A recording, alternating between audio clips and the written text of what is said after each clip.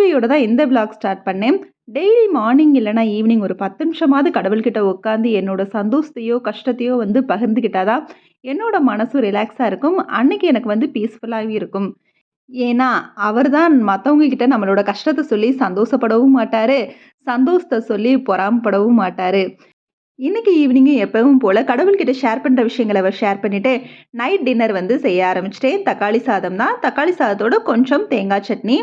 எப்பயுமே டின்னர் வந்து 7:30க்குள்ள முடிச்சுருவோம். அதனால எது செஞ்சாலும் இந்த மாரி ரைஸ் ரெசிபீஸ்னா இன்னுமே கொஞ்சம் சீக்கிரமா முடிச்சுருவோம் 7:15க்குள்ள. ஸோ தக்காளி சாதம் கொஞ்சம் தேங்காய் சட்னியோட வச்சு சாப்பிட்டாச்சு.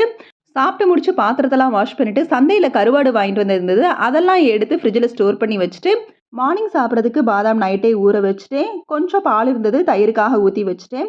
நைட் டின்னர் முடிச்ச ஒரு 1/2 மணி நேரத்தில வார்ம் வாட்டர் எடுத்துக்குவோம். அதையும் எடுத்து வச்சுட்டேன். இதோட நைட் கிச்சன் ஒர்க் முடிஞ்சுச்சு. நெக்ஸ்ட் விளாக்ல பார்ப்போம். பாய்.